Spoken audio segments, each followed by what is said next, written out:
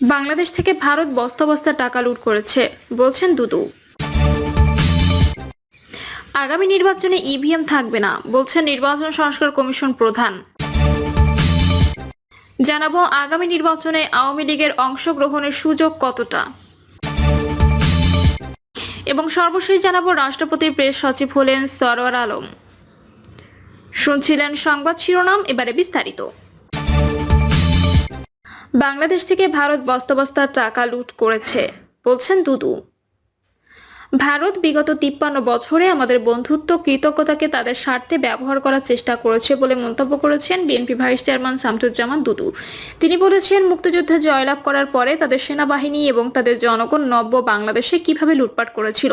Bangladesh bank থেকে নির্বিচারে যেমন শেখ হাসিনা লুটপাট করেছে, ঠিক তেমনই সেই সময় ভারতও বস্তা বস্তা টাকা লুট করেছে। তিনি বলেন, সেই সময় সদ্য স্বাধীন বাংলাদেশ পাকিস্তানিদের কাছ থেকে যে অস্ত্র পেয়েছিল সেই অস্ত্রগুলো তারা ট্রাকে ট্রাকে ভরে ভারতে নিয়ে গিয়েছিল। সেই সময় রাশিয়ান কয়েকটি এসএলআর ছাড়া বাংলাদেশে আর কোনো অস্ত্র পাওয়া যায়নি, অথচ হাজার কোটি টাকার অস্ত্র সেই সময় আমাদের বাংলাদেশে থাকার কথা ছিল। শামসুজ্জামান দুদু বলেন, স্বাধীনতার পরপরই পার্শ্ববর্তী বন্ধু নামধারী দেশটি সদ্য স্বাধীন দেশের সঙ্গে যে ব্যবহার করেছিল সেই একই ব্যবহার আমরা এই ডিসেম্বরে লক্ষ্য করছি। গত 4 মাস আগে 16 বছরের এক পৈশাচিক শাসক স্বৈরাচারী পৈশাচিক দল পৈশাচিক শাসনে যা শুরু করেছিল সেটি 4 মাস আগে যখন তার পতন হয়, সেই পতন ভারত আজ পর্যন্ত মেনে নিতে পারেনি। ভারত সেই ভয়ঙ্কর হত্যাকারী গণহত্যাকারী লুটেরা তার প্রধান শেখ হাসিনা এবং তার দলকে আশ্রয় দিয়েছে। এই আশ্রয়ের মধ্য দিয়ে এটা প্রমাণ হয়েছে তারা গণহত্যাকারী এবং লুটেরার পক্ষের একটা শক্তি।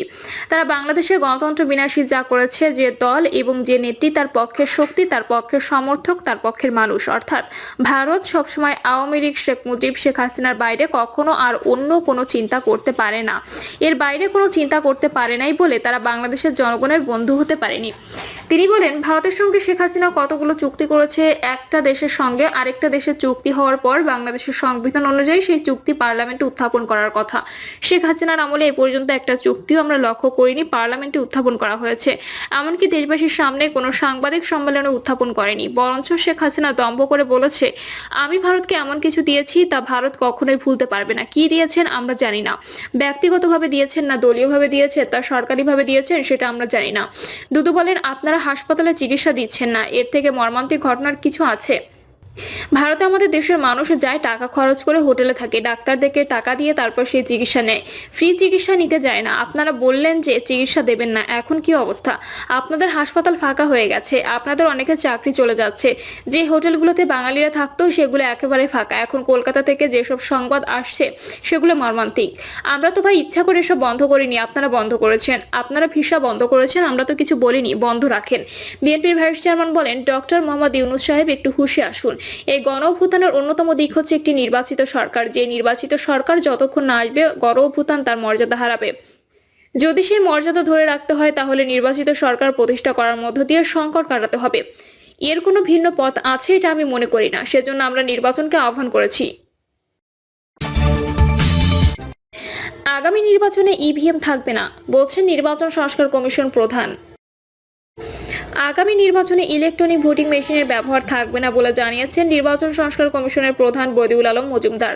বদিউল আলম মজুমদার বলেন, অভ্যুত্থানের অন্যতম দাবি ছিল সংস্কার। বিষয়টি আমরা হয়তো কেউ ভুলে গেছি। আবার কেউ বলার চেষ্টা করছে যে সংস্কার আরো পরে হলেও হবে। আবার কেউ বলছে স্বৈরাচার যেন ফিরে না আসে, সেদিকে খেয়াল রাখতে হবে। আর কোনোদিন নয়, এই স্বৈরাচার কর্তৃত্ববাদী ব্যবস্থা ফ্যাসিবাদ যেন ফিরে না আসে, তার জন্য সংস্কার দরকার। তিনি বলেন, ভুলে গেলে চলবে না, আমাদের অন্যতম দাবি ছিল গভীর সংস্কার। তাই সংস্কারের পক্ষে ব্যাপক জনমত সৃষ্টি করতে হবে। আমাদের গণমাধ্যমে এখানে খুবই ভালো ভূমিকা পালন করছে। আর আমরা যে সংস্কারের বিষয়ে আলোচনা করছি এটা প্রথমে নিজেরা পরিষ্কার হতে হবে, তারপর মানুষকে পরিষ্কার করতে হবে। প্রধান উপদেষ্টার কাছে খসড়া কিছু মতামত জমা দেওয়ার কথা জানিয়ে নির্বাচন সংস্কার কমিশনের প্রধান বলেন, সেখানে আমরা বলেছি নো ইভিএম এবং ইভিএম যারা করেছে তাদের বিষয়ে তদন্ত হওয়া উচিত। একই সঙ্গে গত কয়েকটি নির্বাচনে যারা দায়িত্ব পালন করেছেন আইন অনুযায়ী তাদের প্রত্যেকেরই 2 থেকে 7 বছর শাস্তি হওয়ার কথা জানিয়ে বদিউল আলম মজুমদার বলেন, শাস্তির বিধান থাকলেও উল্লেখযোগ্যভাবে কারোর শাস্তি হয়নি। আর আগামী নির্বাচনগুলোতে না ভোটের বিধান যুক্ত করার বিষয়ে প্রধান উপদেষ্টাকে অবহিত করা হয়েছে বলে মন্তব্য করেন তিনি। কমিশন প্রধান বলেন, আমাদের লক্ষ্য হচ্ছে নিজেদের প্রতি নিজেদের আস্থা ফিরিয়ে আনা। 53 থেকে 54 বছরে আমরা দেশের গণতান্ত্রিক ব্যবস্থাকে সমুন্নত করতে পারিনি। আমাদের নির্বাচন ব্যবস্থা নির্বাসনে চলে গিয়েছে। এখন কতগুলো গুরুত্বপূর্ণ সংস্কার করে আগাছাগুলো পরিষ্কার করা হয়েছে। এর উদ্দেশ্য হচ্ছে নির্বাচনী মাঠকে সমতল করা। এর মাধ্যমে একটি সুষ্ঠু ও নিরপেক্ষ নির্বাচন সম্ভব। আর পরবর্তী যে নির্বাচিত সরকার ক্ষমতা আসবে তারাও মনে রাখবে যে কি প্রেক্ষাপটে ক্ষমতা এসেছে। তিনি বলেন, আমরা আশা করছি তত্ত্বাবধায়ক সরকারের হাতে নির্বাচন ব্যবস্থা থাকলে 2 থেকে 3 টার্মে মানুষ তাতে অভ্যস্ত হয়ে উঠবে। তখন সুষ্ঠু নির্বাচন ব্যবস্থা একটি নিয়মিত অভ্যাসে পরিণত হবে। সেই আকাঙ্ক্ষা থেকেই এই সংস্কারের প্রস্তাব করা হচ্ছে। আগে সংস্কার নাকি নির্বাচন, এমন প্রশ্নের জবাবে তিনি বলেন, এর আগেও আমরা বলেছি নির্বাচন হলে তো আগেই হতে পারতো। সংস্কার করাই হচ্ছে নির্বাচনের জন্য। আমরা চাচ্ছি নির্বাচন যেন সুষ্ঠু এবং নিরপেক্ষ হয়। এখন যে অপরিচ্ছন্ন মাঠ, এখানে সুষ্ঠু নির্বাচন করা সম্ভব নয়।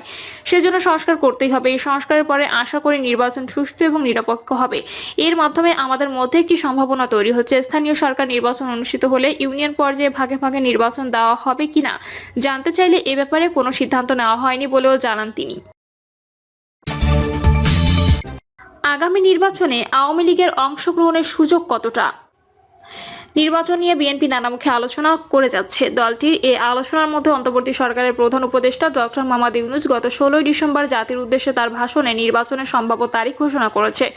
গত 17 ডিসেম্বর সন্ধ্যায় রাজধানীতে ফরেন সার্ভিস একাডেমিতে সমসাময়িক ইস্যু নিয়ে কথা বলার সময় প্রধান উপদেষ্টা প্রেস সচিব শফিকুল আলম বলেছেন, নির্বাচন নিয়ে খুব স্পষ্ট রোডম্যাপ দেওয়া হয়েছে। প্রধান উপদেষ্টা ডক্টর মোহাম্মদ ইউনূস আলোকপাত করেছেন, 2025 ডিসেম্বর বা 2026 এর 30 জুনের মধ্যে নির্বাচন হবে।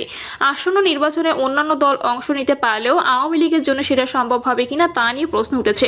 গত বৃহস্পতিবার রংপুরে এক অনুষ্ঠানে নির্বাচন ব্যবস্থা সংস্কার কমিশনের প্রধান বদিউল আলম মজুমদার জানান, এই মুহূর্তে আওয়ামী লীগের নির্বাচনে অংশ নিতে তিনি কোনো বাধা দিচ্ছেন না।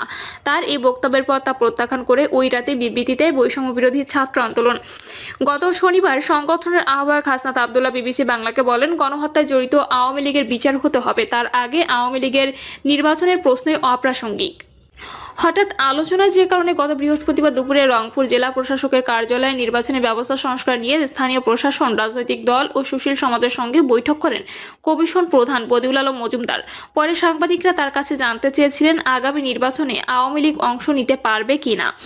জবাবে তিনি বলেছিলেন, আমরা চাই একটা অন্তর্ভুক্তিমূলক নির্বাচন, যার নির্বাচনের মধ্যে জন্য প্রস্তুত হয়ে নির্বাচনে অংশগ্রহণ করতে পারবে। কোনো রকম বাধা বিপত্তি তাদেরকে দেওয়া হবে না, সেরকম একটা নির্বাচন চাই আমরা। এ সময় তিনি যদিও বলেন, অযোগ্য যদি না হয় তাহলে তারাও নির্বাচনে অংশগ্রহণ করতে পারবে, সেই সুযোগ সবারই থাকা উচিত। এই নিয়ে ওই রাতেই মজুমদার বক্তব্য প্রত্যাখ্যান করে বৈষম্য বিরোধী ছাত্র আন্দোলন বিবৃতি দেয়, যেখানে সংগঠন পক্ষ থেকে বলা হয় আওয়ামী লীগ বাংলাদেশে একাধিক গণহত্যার জন্য দায়ী গোষ্ঠী। এছাড়াও গুম, খুন, বিচার বহির্ভূত হত্যা সহ বিভিন্ন মানবাধিকার বিরোধী কর্মকাণ্ডে আওয়ামী লীগ গত 16 বছর ধরে জড়িত ছিল।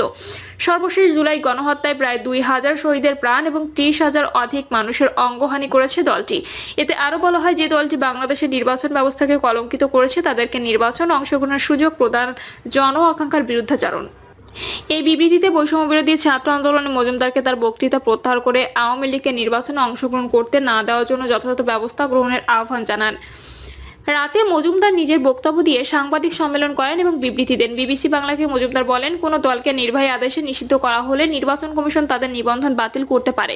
যতক্ষণ পর্যন্ত কোনো দলের নিবন্ধন আছে ততক্ষণ পর্যন্ত তাদেরকে নির্বাচন থেকে বাদ দেওয়ার সুযোগ আমাদের হাতে নেই।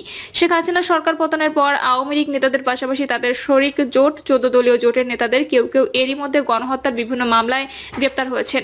গণহত্যার বিভিন্ন মামলায় তাদেরকে হাজির করা হচ্ছে আন্তর্জাতিক অপরাধ ট্রাইব্যুনালে। গত বৃহস্পতিবার রাতে বৈষম্য বিরোধী ছাত্র আন্দোলনের বিজ্ঞপ্তিতে বলা হয়, বৈষম্য বিরোধী ছাত্র আন্দোলন যে কোনো রাজনৈতিক কর্মকাণ্ডে আওয়ামী লীগের অংশগ্রহণের বিপক্ষে অবস্থান করে। নির্বাচন সহ যে কোনো রাজনৈতিক কর্মকাণ্ডে আওয়ামী লীগ অংশগ্রহণ করলে জুলাই গণ অভ্যুত্থানের শহীদদের রক্তের অবমূল্যায়ন হবে। হাসনাত আব্দুল্লাহ বলেন, দল হিসেবে আওয়ামী লীগ গণহত্যায় জড়িত, তাদের সাথে 14 দলে একই অপরাধে জড়িত। আগে গণহত্যার বিচার হবে, তারপর অন্য প্রশ্ন। বৈষম্য বিরোধী ছাত্র আন্দোলনের আরেকটি প্ল্যাটফর্ম জাতীয় নাগরিক কমিটিও এই মুহূর্তে আওয়ামী লীগের নেতাকর্মীদের বিচার ও দল হিসেবে সংগঠনের বিচার নিয়ে বিভিন্ন সভা সমাবেশে বক্তব্য দিয়ে জনমত তৈরি করছে। এই সংগঠনটি মনে করে এই মুহূর্তে যদি দল হিসেবে আওয়ামী লীগের বিচার না হয় তাহলে ভবিষ্যৎ গণতান্ত্রিক প্রক্রিয়া বাধাগ্রস্ত হতে পারে। দলটির আহ্বায়ক নাসিরউদ্দিন পাটোয়ারি বলেন, আওয়ামী লীগ নির্বিচারে মানুষ হত্যা করেছে, হাজার হাজার ছাত্রদের আহত করা হয়েছে।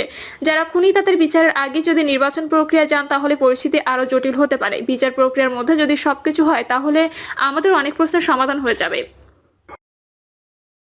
প্রিয় দর্শক, এই ছিল এখনকার সর্বশেষ সংবাদ। আপডেট সব সংবাদ পেতে চ্যানেলটি সাবস্ক্রাইব করে বেল আইকনটি ক্লিক করে রাখুন।